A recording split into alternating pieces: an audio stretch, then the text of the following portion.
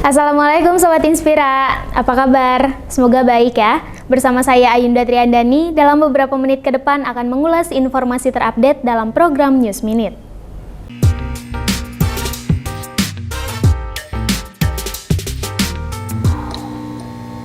Berita pertama datang dari BPJS Ketenagakerjaan. Sebagai wujud kehadiran negara dalam memberikan perlindungan terhadap masyarakat, BPJS Ketenagakerjaan menyasar pekerja sektor informal atau bukan penerima upah untuk diberikan perlindungan.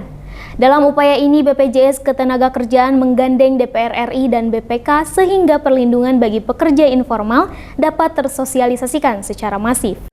Sebagai wujud hadirnya negara dalam memberikan perlindungan terhadap masyarakat, BPJS Ketenagakerjaan menggandeng DPR RI serta BPK untuk menyasar pekerja sektor informal atau bukan penerima upah untuk diberikan perlindungan BPJS. BPJS menyasar para petani, nelayan, dan sektor informal lainnya. Di Kabupaten Bandung, para guru ngaji telah mendapatkan BPJS Ketenagakerjaan. Menurut data hingga Juli 2023, jumlah peserta aktif BPJS Ketenagakerjaan tercatat sebanyak 37,4 juta pekerja atau baru mencapai 37,77% dari potensi tenaga kerja nasional. Ya, ini bagian dari kegiatan rutin dari BPJS Kerja melakukan sosialisasi kepada seluruh rakyat Indonesia karena berbagai terobosan yang diambil BPJS TK ini sudah luar biasa. Sementara itu, Wakil Ketua Badan Anggaran DPR RI, Cucun Ahmad Syamsurijal menyambut baik langkah yang dilakukan oleh BPJS Ketenagakerjaan, di mana sektor pekerja informal dirasa sangat perlu mendapatkan perlindungan dari resiko-resiko yang rentan terjadi saat mereka bekerja. Concern sekarang pekerja yang belum banyak terlindungi itu kan informal ya. Informal itu kan ada di desa, ada di pasar gitu kan. Ada di UKM. Nah, hari ini itu salah satu caranya diseminasinya itu kita kan nggak bisa sendiri. Nah, kita gandeng tokoh-tokoh. Nah, Pak Cucun ini kan tokoh di Kabupaten Bandung ini. Nah, dengan tokoh dia lebih banyak dikenal, jadi program kita lebih cepat nyampenya. Di Kabupaten Bandung sendiri, coverage kepesertaan aktif BPJS Ketenagakerjaan baru sebesar 31,7% dari total 435.000 potensi tenaga kerja. Diharapkan sektor pekerja informal dapat tumbuh dan menjadi peserta BPJS Ketenagakerjaan guna memberikan perlindungan kepada masyarakat secara merata. Dari Kabupaten Bandung, Jawa Barat, Hedi Trisnaedi melaporkan.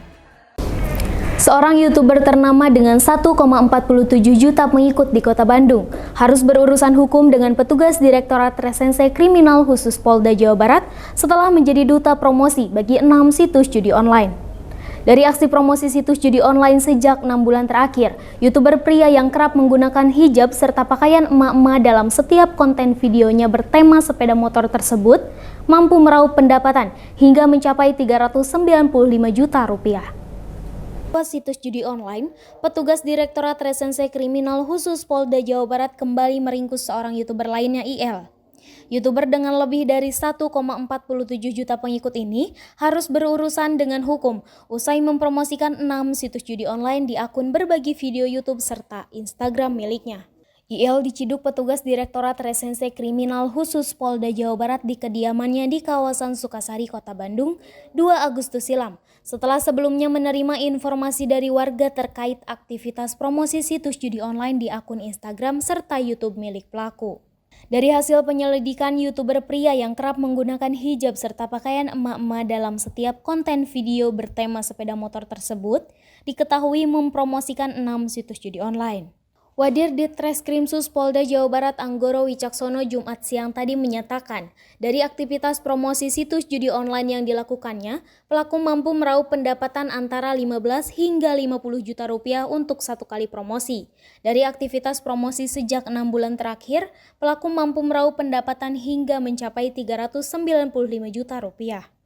Secara kronologi singkat kami sampaikan bahwa tanggal 31 Juli 2023 adanya pelaporan dari masyarakat bahwa yang pelapor ini membuka media sosial Instagram dan YouTube, kemudian ditemukan adanya seseorang yang melakukan endorse judi online di 6 alamat web.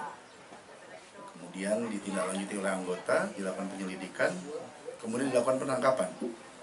Dari hasil pemeriksaan kepada yang bersangkutan bahwa yang bersangkutan sudah melakukan kegiatan ini dari bulan Januari sampai dengan bulan Juli lebih kurang.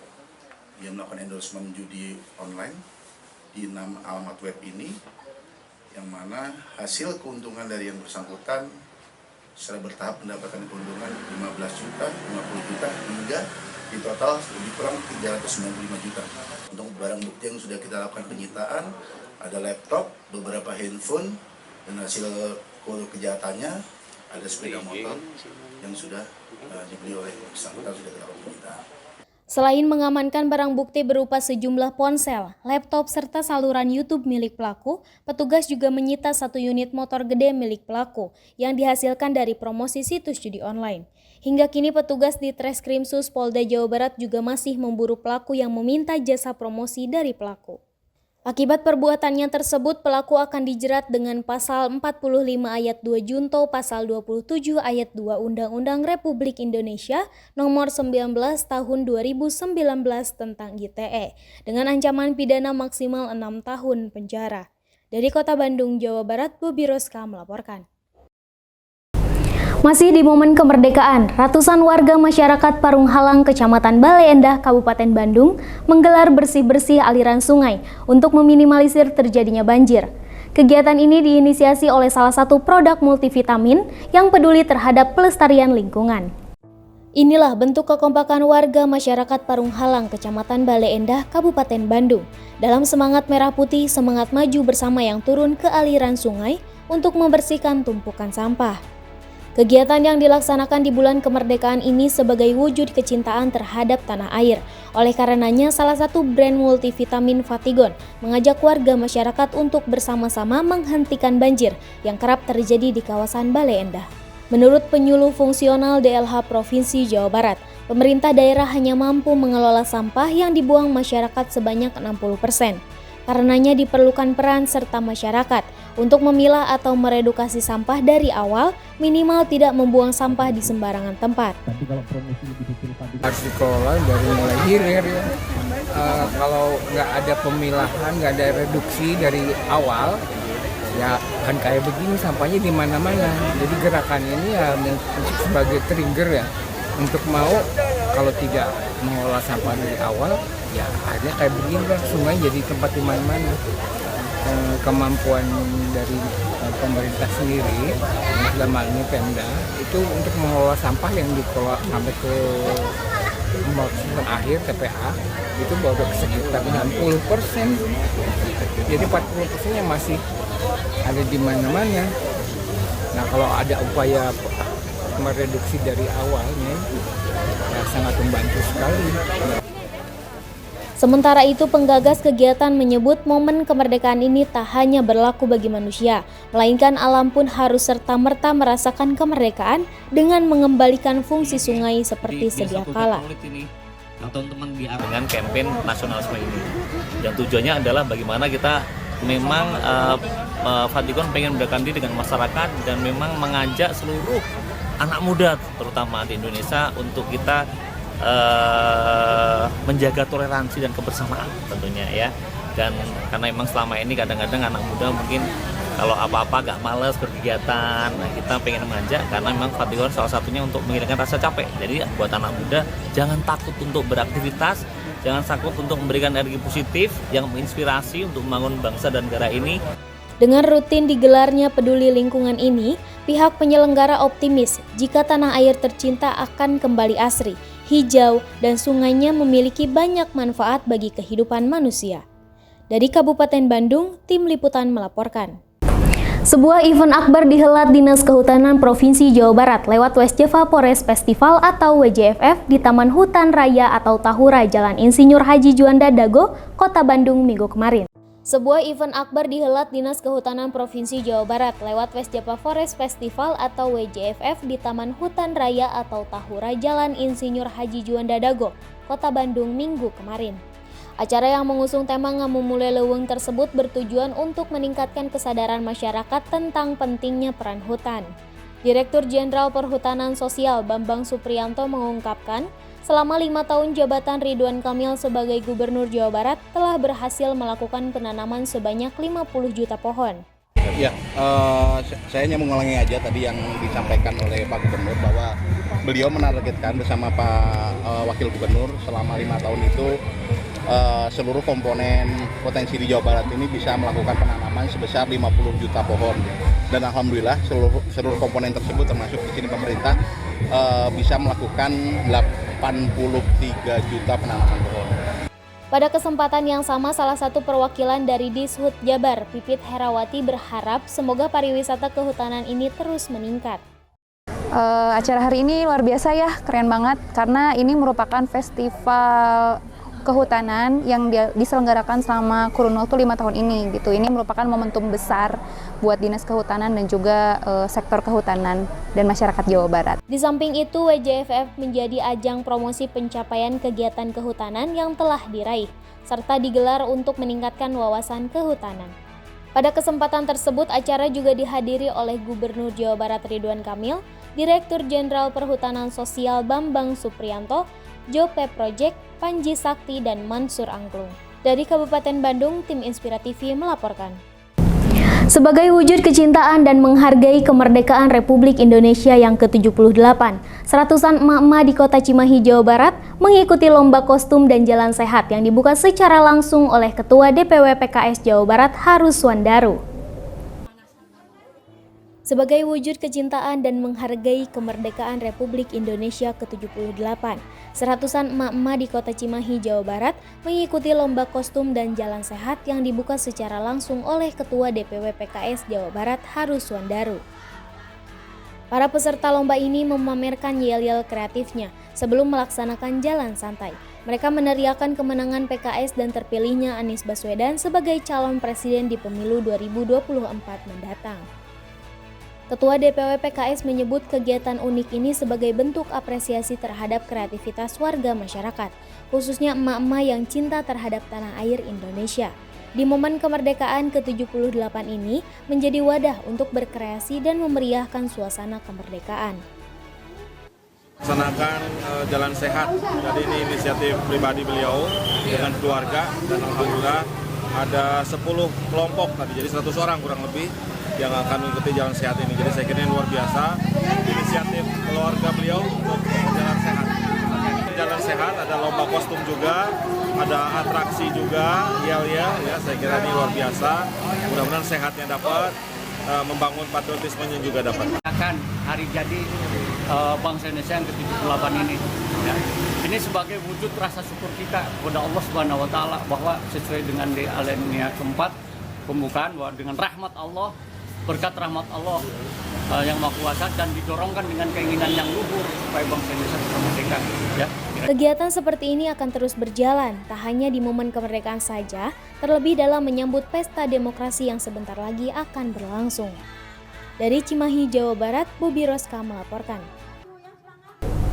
Berita terakhir sekaligus penutup datang dari calon anggota legislatif jelang pemilu 2024. Kegiatan sebelum dimulainya masa kampanye merupakan langkah awal para calon legislatif untuk memperkenalkan diri serta visi misi yang akan dibawanya nanti. Jelang memasuki masa kampanye pemilu 2024 mendatang, sejumlah calon anggota legislatif mulai dari DPRD kota, kabupaten, provinsi hingga DPR RI terus melakukan sejumlah kegiatan. Salah satunya yang dilakukan oleh calon legislatif dari Partai Nasdem. Ketua Dewan Pertimbangan Nasdem Jawa Barat Rajiv yang juga sebagai calon anggota DPR RI Dapil Jawa Barat II mengajak seluruh kader serta simpatisannya melaksanakan olahraga bersama yang digelar di Kecamatan Pangalengan, Kabupaten Bandung. Dalam kegiatan olahraga bersama ini dirinya pun mengajak masyarakat agar pintar dalam menentukan pilihan pada pemilu 2024 mendatang. Mereka nggak akan peduli lagi ketika mereka duduk. Jadi mereka lebih baik dikasih beban supaya programnya turun. Kan memang sesuai dengan partai Nasdem kan anti mahar. Ya nggak pernah ya. Nasdem juga kan orang mau nyalek pilkada nggak pernah minta mahar atau minta uang kan. Jadi ya masyarakat juga nyalek kita tidak usah kita membayar suara masyarakat karena tidak ternilai masyarakat itu bagi Nasdem, karena ya masyarakat itu nggak bisa dinilai, sangat berharga gitu. Jadi lebih baik ya kita turunin, kita kasih program-program buat mereka dapat keadilan sosial, kehidupan sosialnya, keadilan di wilayah hukumnya gitu. Ya, masyarakat di sini kan rata-rata mayoritas buruh tani ya. Di sini kan juga banyak kebun PTPN yang mungkin udah tidak beroperasi kembali juga kebun-kebun teh. Nah ini penting juga ini buat sektor pertanian supaya mereka bisa ada pekerjaan yang lain ya, selain yang apalagi yang bekas buruh-buruh yang di kebun teh yang udah tidak beroperasi.